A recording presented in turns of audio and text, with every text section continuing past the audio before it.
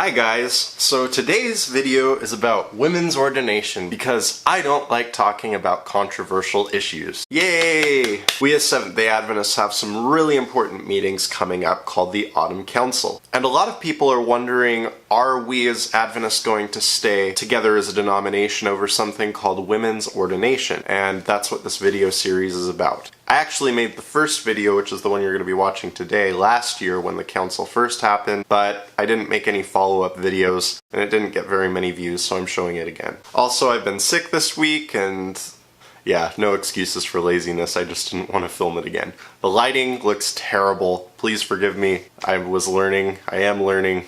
Roll film! Welcome back, my peoples. For those of you who watch my channel who aren't Seventh-day Adventists, this video is going to be very confusing to you. So if you want, feel free to listen to the discussion, but if you aren't understanding a lot of things, it's because I'm speaking a language called Adventese. Call now for more information about Rosetta Stone. Today we're talking about women's ordination.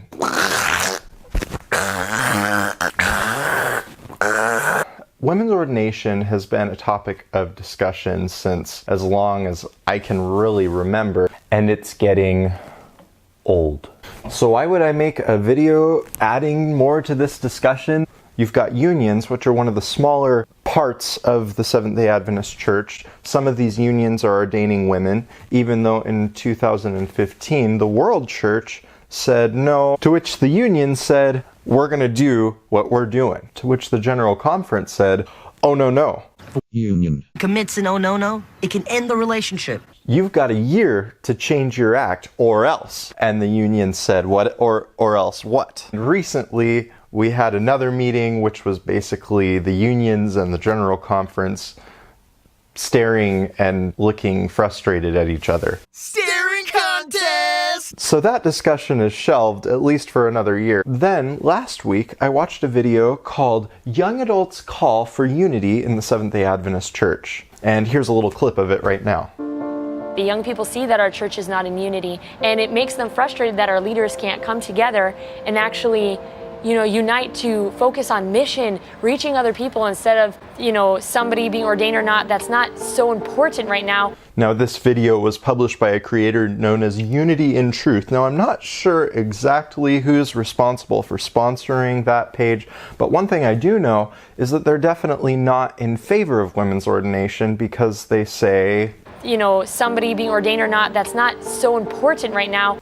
Which is probably not something that someone who is pro-women's ordination is going to say. And the video brings up a good point. Are we arguing about something that isn't the point? Now, that very day, another thing happened. I was at the seminary, which, as many of you know, is very pro-women's ordination, and my professor said something like this: why is this such a big deal? Shouldn't we be focusing on the gospel? Why doesn't the General Conference just leave us alone and we can ordain women and get back to the business of preaching the gospel? Do you catch the problem here? You've got both sides calling for essentially the same thing: unity of the church so we can keep preaching Jesus. But there's a problem. Both groups call for unity in the church, but one group says, let's have unity and preach the gospel and do what the GC says, and the other group says, let's have unity, preach the gospel, and continue to let unions do what they're wanting to do. Now, here's a short story coming from my personal experience. I've pastored at 4 churches, and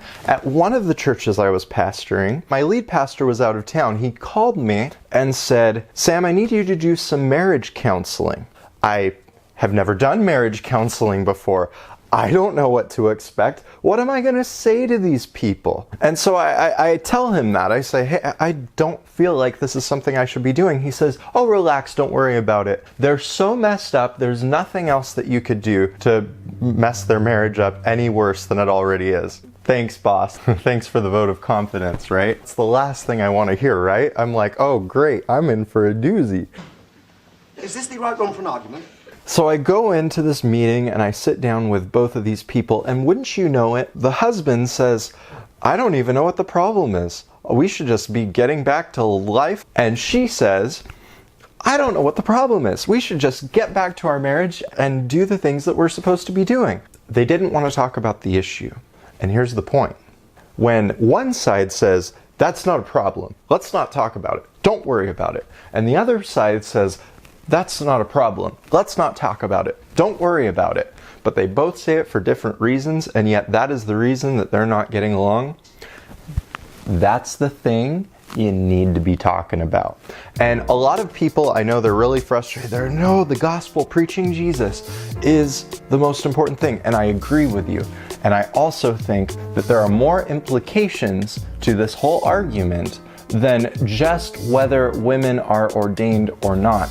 The issues are much deeper than that. And if we as a church don't start discussing these things as a family, getting counseling, if you will, then we're facing a split up. When there's a problem and no one wants to talk about it, and you kind of want to hide it, but for different reasons, that's not conducive to unity, as much as it sounds good.